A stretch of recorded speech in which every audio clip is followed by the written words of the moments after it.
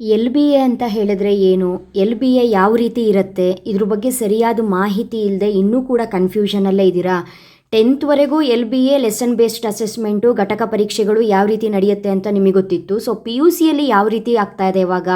PUCಗೆ ನಾವು ಹೇಗೆ ಓದ್ಕೊಳ್ಬೇಕು, ಸಬ್ಜೆಕ್ಟಲ್ಲಿ ಯಾವ ರೀತಿ ಟೆಸ್ಟ್ಗಳನ್ನ ಮಾಡ್ತಾರೆ, ಬರುವಂತಹ ಪ್ರಶ್ನೆಗಳು ಹೇಗಿರುತ್ತೆ, LBAಗೆ ನಾವು ಯಾವ ಪ್ರಶ್ನೆಗಳಿಗೆ ರೆಡಿ ಆಗಬೇಕು, ಯಾಕಂತ ಹೇಳಿದ್ರೆ ಬಹು ಆಯ್ಕೆ ಪ್ರಶ್ನೆ, ಬಿಟ್ಟ ಸ್ಥಳ, ಹೊಂದಿಸಿ ಬರೀರಿ 1 ಅಂಕ 2 ಅಂಕ, ಸಬ್ಜೆಕ್ಟಿಗೆ ಸಂಬಂಧಪಟ್ಟಾಗೆ ಹಿಸ್ಟ್ರಿ ಆದರೆ 5 ಅಂಕ 10 ಅಂಕ, ಅಕೌಂಟ್ಸ್ ಆದರೆ 6 ಅಂಕ 12 ಅಂಕದ ಪ್ರಶ್ನೆಗಳು, ಎಕನಾಮಿಕ್ಸ್ ಆದರೆ 4 ಅಂಕ 6 ಅಂಕದ ಪ್ರಶ್ನೆಗಳು, ಈ ರೀತಿ ಲಾಂಗ್ ಆನ್ಸರ್ಸ್ ಎಲ್ಲ ಇರುತ್ತೆ. ಯಾವ ರೀತಿ ಓದ್ಕೊಳ್ಬೇಕು ಅನ್ನೋ ಕನ್ಫ್ಯೂಷನಲ್ಲಿದ್ದೀರಾ ಮಕ್ಕಳೇ? ಕನ್ಫ್ಯೂಸ್ ಮಾಡ್ಕೋಬೇಡಿ. LBA ಘಟಕ ಪರೀಕ್ಷೆಗೆ ಸಂಬಂಧಪಟ್ಟಂತಹ ಮಾಹಿತಿಯನ್ನು ನಿಮ್ಮ ಕಾಲೇಜಲ್ಲಿ ಸಬ್ಜೆಕ್ಟಿಗೆ ಸಂಬಂಧಪಟ್ಟ ಉಪನ್ಯಾಸಕರು ನಿಮಗೆ ಕೊಟ್ಟೇ ಇರ್ತಾರೆ. ಓಕೆನಾ? ನೀವು ಯಾವುದನ್ನು ಓದ್ಕೊಳ್ಬೇಕು, ಯಾವ ರೀತಿ ಓದ್ಕೊಳ್ಬೇಕು ಅನ್ನೋದನ್ನು ನೀಟಾಗಿ ಕಲ್ತ್ಕೊಂಡು ಅದಿಷ್ಟು ಪ್ರಿಪೇರ್ ಆಗಬೇಕಾಗತ್ತೆ. ಕನ್ಫ್ಯೂಸ್ ಮಾಡ್ಕೊಳ್ಳೋದೇನೂ ಇಲ್ಲ. ನಿಮಗೇನು 40 ಮಾರ್ಕ್ಸಿಗೆ ಟೆಸ್ಟ್ ನಡೆಯುತ್ತಲ್ಲ, ಅದು ಬೇರೆ, LBA ಟೆಸ್ಟೇ ಬೇರೆ. ಇದು ಫಸ್ಟು ಪಾಯಿಂಟು ಕರೆಕ್ಟಾಗಿ ನೆನ್ಪಿಟ್ಕೊಳ್ಳಿ, ಆಯಿತಾ? ಇವಾಗ ಫಾರ್ ಎಕ್ಸಾಂಪಲ್ ನಾನು ಒಂದು ಸಬ್ಜೆಕ್ಟನ್ನು ನಿಮಗೆ ಹೇಳ್ತೀನಿ ನೋಡಿ. ಹಿಸ್ಟ್ರಿ ಅನ್ನೋ ಒಂದು ಸಬ್ಜೆಕ್ಟು ತೊಗೊಂಡಿರ್ತೀರಲ್ಲ ಮಕ್ಕಳೇ, ನಿಮಗೆ ಇದು ಎಕ್ಸಾಂಪಲ್ ಕರೆಕ್ಟಾಗಿ ಅರ್ಥ ಮಾಡಿಕೊಂಡ್ರೆ ಉಳಿದಿರೋ ಸಬ್ಜೆಕ್ಟ್ಗಳನ್ನು ನೀವು ನೀಟಾಗಿ ಸ್ಟಡಿ ಮಾಡ್ಬೋದು. ಆ್ಯಂಡ್ ಅಫ್ಕೋರ್ಸ್ ಇದು ಇಂಪಾರ್ಟೆಂಟ್ ಮಾಹಿತಿ. ರೆಗ್ಯುಲರ್ ಆಗಿ ಯಾರು ಕಾಲೇಜಿಗೆ ಹೋಗ್ತಿರಲ್ಲ ಸ್ಟೂಡೆಂಟ್ಸು, ಅವರಿಗೆ ಸಂಬಂಧಪಟ್ಟಿದ್ದು. ಡೈರೆಕ್ಟಾಗಿ ಎಕ್ಸಾಮನ್ನು ಕಟ್ಟಿರೋರಿಗೆ ಇದು ಸಂಬಂಧ ಇಲ್ಲ. ಓಕೆನಾ? ಈಗ ಹಿಸ್ಟ್ರಿ ಸಬ್ಜೆಕ್ಟ್ ಅಂತ ಅಂದ್ಕೊಳ್ಳಿ ಮಕ್ಕಳೇ. LBA ಘಟಕ ಪರೀಕ್ಷೆಗಳನ್ನ ಮಾಡ್ತಾರೆ. ಬೋರ್ಡ್ ಅವ್ರು ಹೇಳಿರೋ ಪ್ರಕಾರ ಘಟಕ ಪರೀಕ್ಷೆ ಒಂದು ವಿಷಯಕ್ಕೆ ಸಂಬಂಧಪಟ್ಟಾಗೆ 10 ಘಟಕ ಪರೀಕ್ಷೆಗಳನ್ನ ಮಾಡಬೇಕು ಅಂತ ಹೇಳಿ. ಅಂದರೆ ಇವಾಗ ಇತಿಹಾಸ ಸಬ್ಜೆಕ್ಟಾ, ನಿಮಗೆ 1 ವರ್ಷಕ್ಕೆ ಎಷ್ಟು ಘಟಕ ಪರೀಕ್ಷೆಗಳು ನಡೆಯುತ್ತೆ? 10 ಘಟಕ ಪರೀಕ್ಷೆಗಳು ನಡೆಯುತ್ತೆ. ತಿಂಗಳಿಗೆ 1ರಂತೆ ನೆನ್ಪಿಟ್ಕೊಳ್ಳಿ. ಒಂದು ಸಲ ತಿಂಗಳಲ್ಲಿ 2 ಆದರೂ ಆಗ್ಬೋದು. ಅದು ಯಾವ ರೀತಿ ಸಿಲೆಬಸ್ನ ಹಂಚಬೇಕು ಅನ್ನೋದ್ರ ಬಗ್ಗೆ, ಅಥವಾ ಯಾವ್ಯಾವ ಮಂತಲ್ಲಿ ಯಾವ್ಯಾವ ಪಾಠಗಳನ್ನ ಮಾಡಬೇಕು ಅನ್ನೋದ್ರ ಮೇಲೆ ಡಿಪೆಂಡ್ ಆಗಿರುತ್ತೆ. ಫಾರ್ ಎಕ್ಸಾಂಪಲ್ ಇವಾಗ ನೋಡಿ, ಇಲ್ಲಿ ಲೆಸನ್ ಬೇಸ್ಡ್ ಅಸೆಸ್ಮೆಂಟಲ್ಲಿ ಬಿಸ್ನೆಸ್ ಸ್ಟಡಿ ಸಬ್ಜೆಕ್ಟನ್ನು ತೊಗೊಂಡಿದ್ದೀನಲ್ಲ, ಈಗ ಜೂನ್ ತಿಂಗಳಲ್ಲಿ ಯಾವ್ಯಾವ ಪಾಠಗಳಾಗಬೇಕು ಅನ್ನೋದನ್ನು ಕೊಟ್ಟಿರ್ತಾರೆ. ಅದೇ ರೀತಿ ಯಾವಾಗ ಎಕ್ಸಾಮ್ ನಡೀಬೇಕು ಅಥವಾ ಕ್ವಶನ್ ಪೇಪರ್ ಹೇಗಿರಬೇಕು ಅನ್ನೋದ್ರ ಬಗ್ಗೆ ಕೂಡ ನಿಮಗೆ ಮಾಹಿತಿಯನ್ನು ಕೊಟ್ಟಿದ್ದಾರೆ. ಆಯಿತಾ? ಇದು ಫಸ್ಟು ನಿಮಗೆ ಕಾಲೇಜಲ್ಲಿ LBA 1ಗೆ ಅಂದರೆ ಘಟಕ ಪರೀಕ್ಷೆ 1ಕ್ಕೆ ಯಾವ ಪಾಠಗಳು ಬರುತ್ತೆ, ಘಟಕ ಪರೀಕ್ಷೆ 2ಕ್ಕೆ ಯಾವ ಪಾಠಗಳು ಬರುತ್ತೆ, ಅಥವಾ ಯಾವ ತಿಂಗಳಲ್ಲಿ ಯಾವ ಪಾಠಗಳನ್ನ ಮುಗಿಸ್ತಾರೆ, ಅದೆಲ್ಲ ನಿಮ್ಮ ಉಪನ್ಯಾಸಕರಿಗೆ ಸಂಬಂಧಪಟ್ಟಿರುತ್ತೆ. ಕರೆಕ್ಟು ಟೈಮಲ್ಲಿ ಅವರು ಮುಗಿಸ್ತಾರೆ ಕೂಡ. ನೀವೇನು ಮಾಡಬೇಕು ಅಂತ ಹೇಳಿದ್ರೆ, ಈಗ ಒಂದು ವಿಷಯಕ್ಕೆ ಸಂಬಂಧಪಟ್ಟಾಗೆ 10 ಪರೀಕ್ಷೆಗಳನ್ನು ಮಾಡೋದೇ ಆದರೆ ಪ್ರತಿ ಪರೀಕ್ಷೆಯಲ್ಲೂ ಕವರ್ ಆಗುವಂತಹ ಅಧ್ಯಾಯಗಳು ಯಾವುದು ಅನ್ನೋದು ನೀವು ಫಸ್ಟ್ ತಿಳ್ಕೊಳ್ಬೇಕು. ಅದು ಕೂಡ ಕಾಲೇಜಲ್ಲೇ ಹೇಳ್ತಾರೆ. ಅಂದರೆ ಫಾರ್ ಎಕ್ಸಾಂಪಲ್ ಇವಾಗ ಎಗೈನ್ ಹಿಸ್ಟ್ರಿ ವಿಷಯಕ್ಕೆ ಬಂದರೆ, ನಿಮಗೆ ಮೊದಲನೇ ಘಟಕ ಪರೀಕ್ಷೆ LBA 1 ಎಲ್ರಿಗೂ ಕೂಡ ಆಗಿದೆ ಇವಾಗ, ಹೌದಾ? ಅಲ್ಲಿ ಯಾವ್ಯಾವ ಚಾಪ್ಟರ್ಗಳನ್ನ ಕವರ್ ಮಾಡಿದ್ರು? ಪೀಠಿಕೆ ಅಧ್ಯಾಯವನ್ನು ತಗೊಂಡಿದ್ರು. ಅದೇ ರೀತಿ ಶಿಲಾಯುಗ ಮತ್ತು ಲೋಹಗಳ ಅಧ್ಯಾಯವನ್ನು, ಲೋಹಗಳ ಯುಗ ಏನಿದೆ ಈ ಅಧ್ಯಾಯವನ್ನು ತಗೊಂಡಿದ್ರು. ಅದೇ ರೀತಿ ಸಿಂಧೂ ನಾಗರಿಕತೆ ಅಧ್ಯಾಯ ಏನಿದೆ ಈ ಒಂದು ಅಧ್ಯಾಯವನ್ನು ಕವರ್ ಮಾಡಿದ್ರು. ಕರೆಕ್ಟಾ? ಸೊ ಈ 3 ಪಾಠಗಳ ಮೇಲೆ ನಿಮಗೆ ಪ್ರಶ್ನೆಗಳು ಬಂದಿತ್ತು. ಪ್ರಶ್ನೆ ಹೇಗೆ ಬಂದಿತ್ತು? ಬಹು ಆಯ್ಕೆ ಬಂದಿತ್ತು, ಬಿಟ್ಟ ಸ್ಥಳ ಬಂದಿತ್ತು, ಹೊಂದಿಸಿ ಬರೆಯಿರಿ 1 ಅಂಕ 2 ಅಂಕ 5 ಅಂಕ 10 ಅಂಕ. 10 ಅಂಕದಲ್ಲೂ ಸಿಂಧು ನಾಗರಿಕತೆಯ ನಗರ ಯೋಜನೆ ಕೇಳಿದ್ರ? ಈ ರೀತಿ ಪ್ರಶ್ನೆಗಳು ಬಂದಿತ್ತು, ಹೌದಾ? ಆದರೆ ನಿಮಗೀಗ ಡೌಟು, ಪ್ರಶ್ನೆಗಳು ಒಂದು ಪೇಪರ್ ಆಯಿತು, LBA 1 ಎಕ್ಸಾಮು ಮುಗೀತು, ಕ್ವಶನ್ ಪೇಪರು ನೀವು ನೋಡಿದ್ರಿ, ಆದರೆ ಹೇಗೆ ಓದ್ಕೊಳ್ಬೇಕು? ಈಗ LBA 2 ಕೂಡ ಮಾಡ್ತಾರಲ್ಲ, ಹೇಗೆ ಓದ್ಕೊಳ್ಬೇಕು? ಪ್ರಶ್ನೆಗಳನ್ನು ಎಲ್ಲಿಂದ ತೆಗಿತಾ ಇದ್ದಾರೆ, ಅಥವಾ ಇದೇ ಪ್ರಶ್ನೆಗಳು ಬರುತ್ತೆ ಅಂತ ನಾವು ಓದ್ಕೊಳ್ಳೋದು ಹೇಗೆ ಅನ್ನೋ ಡೌಟ್ ಮಕ್ಕಳೇ ನಿಮಗೆ. ಡೌಟ್ ಪಡುವಂಥದ್ದು ಏನೂ ಇಲ್ಲ. ಹಿಸ್ಟ್ರಿಯನ್ನು ಹೇಗೆ ಹೇಳ್ತೀನೋ ಅದೇ ರೀತಿ ಉಳಿದ ಸಬ್ಜೆಕ್ಟ್ಗಳು ಕೂಡ ನನ್ನ ಚಾನಲಲ್ಲಿ ನಿಮಗೆ ಸಿಗ್ತಾ ಹೋಗುತ್ತೆ.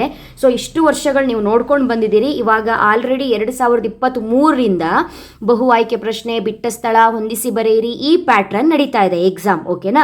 ಸೊ ಈ ಪ್ಯಾಟ್ರನಲ್ಲಿ ನೀವೇನು ಓದ್ಕೊಳ್ಬೇಕು ಅನ್ನೋದನ್ನು ಕರೆಕ್ಟಾಗಿ ಕೇಳಿಸ್ಕೊಳ್ಳಿ. Again confuse ಮಾಡ್ಕೊಳ್ಬೇಡಿ.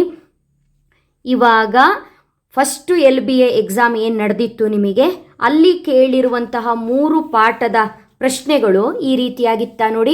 ಅಧ್ಯಾಯ 1ರಲ್ಲಿ ಪೀಠಿಕೆಯಲ್ಲಿ ಬರುವಂತಹ ಪ್ರತಿಪಾದನೆ ಏನಿದೆ, ಬಹು ಆಯ್ಕೆ ಪ್ರಶ್ನೆಗಳು, ಪ್ರತಿಪಾದನೆ, ಕಾರಣ, ಇದೆಲ್ಲ ಡೀಟೇಲ್ ಆಗಿ ಹೇಳಿದ್ದೀನಿ. ಬಹು ಆಯ್ಕೆ ಪ್ರಶ್ನೆಗಳು, ಬಿಟ್ಟ ಸ್ಥಳ ಪ್ರಶ್ನೆಗಳು, ಹೊಂದಿಸಿ ಬರೆಯಿರಿ 1 ಅಂಕದ ಪ್ರಶ್ನೆಗಳು, ಕರೆಕ್ಟಾ? 2 ಅಂಕದ ಪ್ರಶ್ನೆಗಳು, ಈ ರೀತಿ ಇತ್ತು. ಸರಿ ಅಲ್ವಾ? LBA 2 ಕೂಡ ಹೀಗೆ ಇರುತ್ತೆ. ಯಾವ ಅಧ್ಯಾಯ ಬರುತ್ತೋ ಅದ್ರ ಮೇಲಿರುತ್ತೆ. ನೀವೇನು ಮಾಡಬೇಕು ಗೊತ್ತಾ? ಪ್ರಶ್ನೆಗಳು ಎಲ್ಲಿಂದ ಬರುತ್ತೆ ಅಂತ ಹೇಳ್ಕೊಂಡು ನಿಮಗೆ ಡೌಟ್ ಇದೆಯಲ್ಲ, ಬೋರ್ಡ್ ಅವರೇ ರಿಲೀಸ್ ಮಾಡಿರುವಂತಹ ಕ್ವಶನ್ ಬ್ಯಾಂಕ್ ಇದೆ, ಆ ಕ್ವಶನ್ ಬ್ಯಾಂಕಲ್ಲಿ ಯಾವ ಪಾಠದಲ್ಲಿ ಯಾವ ರೀತಿ ಪ್ರಶ್ನೆಗಳನ್ನ ತೆಗಿಬೇಕು ಅನ್ನೋದು ಬೋರ್ಡ್ ಅವರೇ ರಿಲೀಸ್ ಮಾಡಿದ್ದಾರೆ. ಆ ಕ್ವಶನ್ ಬ್ಯಾಂಕನ್ನೇ ನಾನು ನಿಮಗೆ ಯೂಟ್ಯೂಬಲ್ಲಿ ಕ್ಲಾಸಸ್ಗಳನ್ನ ಮಾಡಿ ಹಾಕೋದು.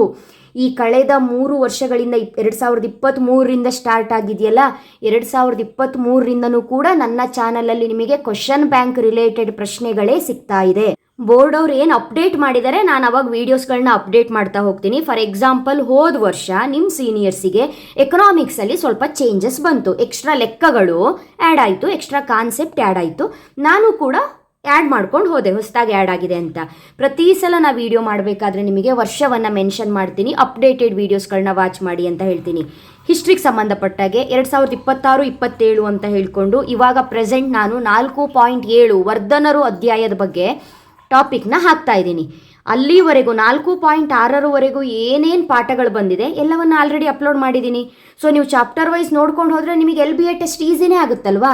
ಯಾವ ಪಾಠ ಬರುತ್ತೆ ಅಂತ ಕಾಲೇಜಲ್ಲಿ ಹೇಳಿರ್ತಾರೆ, ಆ ಒಂದು ಚಾಪ್ಟರ್ಗೆ ಸಂಬಂಧಪಟ್ಟಾಗೆ ಏನೇನು ಪ್ರಶ್ನೆಗಳು ಬರುತ್ತೆ ಅಂತ ಕ್ವಶನ್ ಬ್ಯಾಂಕಲ್ಲಿರುತ್ತೆ. ನೀವು ಅಷ್ಟು ತರೋ ಸ್ಟಡಿ ಮಾಡ್ಕೊಂಡು ಹೋದರೆ ಮುಗೀತು.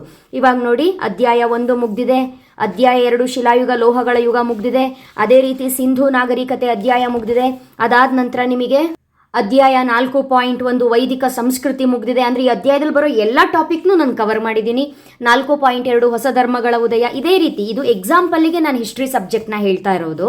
ಇದೇ ರೀತಿ ಎಲ್ಲ ಸಬ್ಜೆಕ್ಟಲ್ಲೂ ಕೂಡ ಇದೇ ಪ್ರಶ್ನೆಗಳನ್ನ ಇದೇ ರೀತಿ ಕವರ್ ಮಾಡ್ತೀನಿ ಪ್ರತಿ ಸಬ್ಜೆಕ್ಟ್. ಫಾರ್ ಎಕ್ಸಾಂಪಲ್, ಇವಾಗ ವ್ಯವಹಾರ ಅಧ್ಯಯನ ಬಿಸ್ನೆಸ್ ಸ್ಟಡೀಸ್ ಬಂದರೆ ಅಲ್ಲೂ ಕೂಡ ನಿಮಗೆ multiple choice questions, fill in the blanks, math the following. Economics ಬಂದರೂ ಕೂಡ ಬಹು ಆಯ್ಕೆ ಬಿಟ್ಟ ಸ್ಥಳ.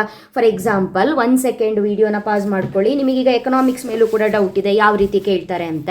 ನೋಡಿ, ಎಕನಾಮಿಕ್ಸು ಕೂಡ ಇವಾಗ ಫಸ್ಟ್ ಚಾಪ್ಟ್ರಲ್ಲಿ ಏನೇನು ಪ್ರಶ್ನೆಗಳು ಬರುತ್ತೆ ನೋಡಿ. ಹೌದಾ, ಬಹು ಆಯ್ಕೆ ಪ್ರಶ್ನೆಗಳು, ಬಿಟ್ಟ ಸ್ಥಳ, ಹೊಂದಿಸಿ ಬರೆಯಿರಿ. ಹಾಗಾದರೆ ಈ ಪ್ರಶ್ನೆಗಳಿಗೆ ಉತ್ತರಗಳು ನನ್ನ ಚಾನಲಲ್ಲಿ ಸಿಗುತ್ತಾ? ಖಂಡಿತ ಸಿಗುತ್ತೆ. ಎಲ್ಲ ಚಾಪ್ಟರ್ಗಳನ್ನು ಆಲ್ರೆಡಿ ಅಪ್ಲೋಡ್ ಮಾಡಿದ್ದೀನಿ. ಎಕನಾಮಿಕ್ಸ್ ಅಂತೂ ಹೋದ ವರ್ಷನೇ ಚೇಂಜ್ ಆಗಿರೋದ್ರಿಂದ ಹೋದ ವರ್ಷದ ವೀಡಿಯೋಸ್ಗಳೇ ಈ ವರ್ಷನೂ ಎಕ್ಸಾಕ್ಟಾಗಿ ಮ್ಯಾಚ್ ಆಗುತ್ತೆ. ಎಲ್ಲ ಪ್ರಾಬ್ಲಮ್ಸ್ಗಳನ್ನು ಹೇಳ್ಕೊಟ್ಟಿದ್ದೀನಿ, ಎಲ್ಲ ಥಿಯರಿ ಕ್ವಶನ್ಸು ಕೊಟ್ಟಿದ್ದೀನಿ.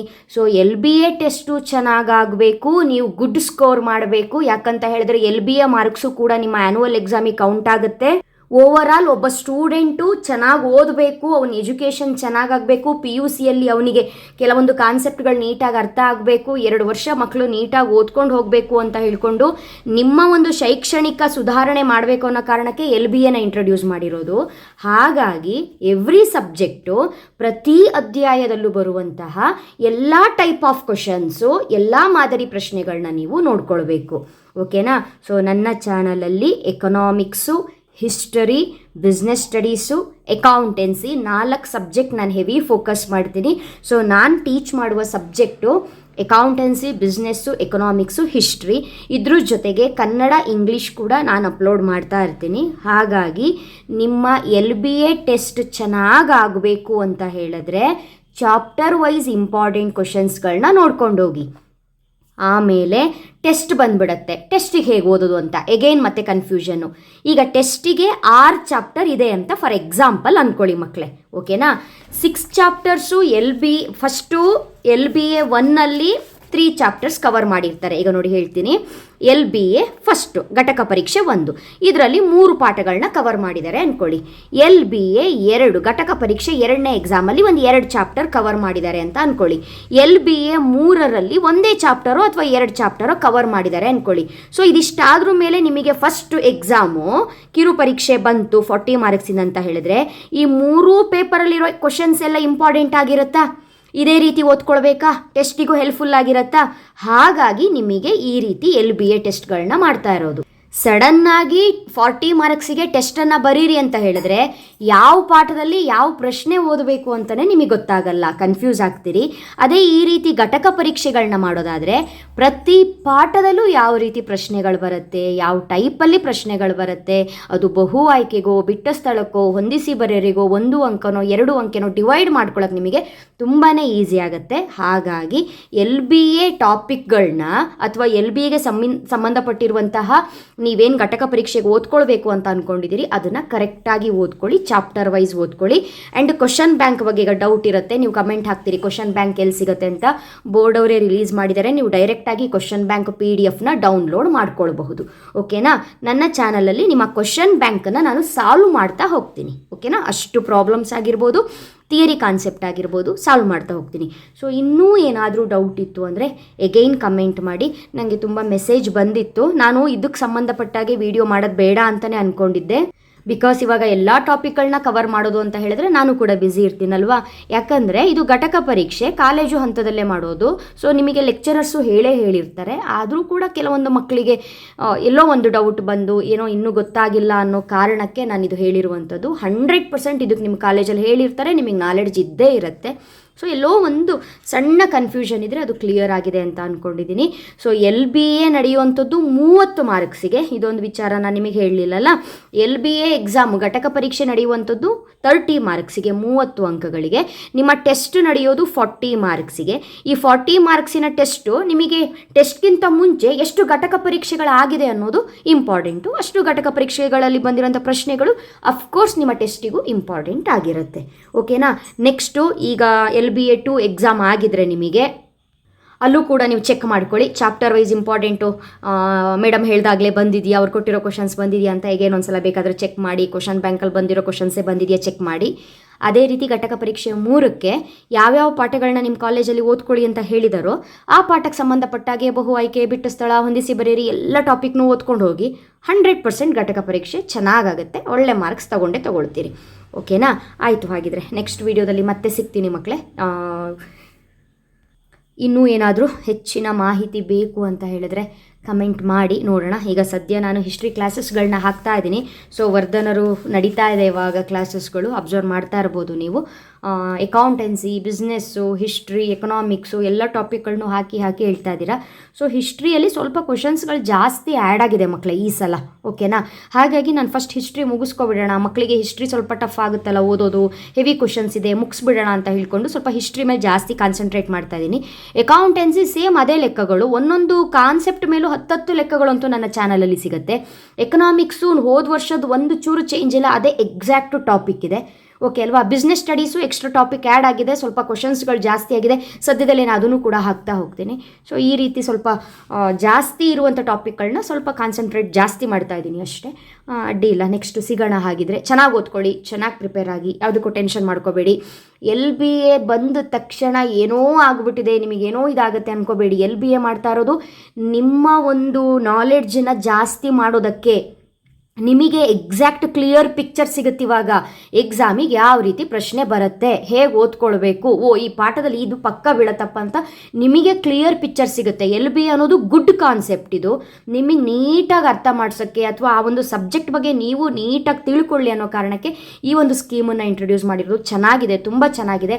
ಟೆಸ್ಟ್ ಪೇಪರ್ಗಳನ್ನ ನಾನು ನೋಡೋದ್ನಲ್ಲ, ತುಂಬ ಖುಷಿಯಾಗುತ್ತೆ. ಈ ರೀತಿ ಮಕ್ಕಳನ್ನ ಪ್ರಿಪೇರ್ ಮಾಡೋದ್ರಿಂದ PUC ಮಕ್ಕಳು ಕೂಡ ಒಳ್ಳೆ ಸ್ಕೋರ್ ಮಾಡ್ಬೋದು ಅವರಿಗೂ ಕೂಡ. ಯಾಕಂದರೆ ಆಫ್ಟರ್ PUC ನೀವು ಜಾಬಿಗೆ ಹೋಗೋರು ಅಥವಾ ಎಕ್ಸ್ಟ್ರಾ ಕೋರ್ಸ್ಗಳನ್ನ ಮಾಡೋದಾದರೆ ನಿಮಗೆ ತರೋ ನಾಲೆಡ್ಜ್ ಇರಬೇಕು. ನೀವು PUC ಮಾಡುವಂಥ ಕಾಮರ್ಸ್ ಆಗಿರ್ಬೋದು, ಸೈನ್ಸ್ ಆಗಿರ್ಬೋದು, ಆರ್ಟ್ಸ್ ಆಗಿರ್ಬೋದು, ತರೋ ನಾಲೆಡ್ಜ್ ಇರಬೇಕು. ಯಾವಾಗಲೋ ಒಂದು ಟೆಸ್ಟು, ಯಾವಾಗಲೋ ಒಂದು ಎಕ್ಸಾಮ್ ಮಾಡಿದಾಗ ನೀವು ಹೇಗೆ ಬೇಕೋ ಹಾಗೆ ಓದ್ಕೊಂಡು ಹೋಗ್ತೀರಿ, ಪಾಸ್ ಆದರೆ ಸಾಕು, ಅಥವಾ ಸ್ಕೋರ್ ಮಾಡೋರು ಹೇಗಿದ್ರು ಮಾಡೇ ಮಾಡ್ತಾರೆ.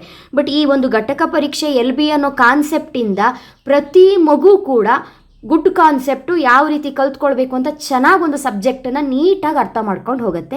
ಚೆನ್ನಾಗಿದೆ ಇದು, ಈ ಮೆಥಡ್ ತುಂಬ ಚೆನ್ನಾಗಿದೆ. ನೀವು ಕೂಡ ಚೆನ್ನಾಗಿ ಪ್ರಿಪೇರ್ ಆಗಿ ಮಕ್ಕಳೇ. ಓಕೆನಾ? Thank you. ಒಳ್ಳೆಯದಾಗಲಿ, ಚೆನ್ನಾಗಿ ಓದ್ಕೊಳ್ಳಿ. All the best.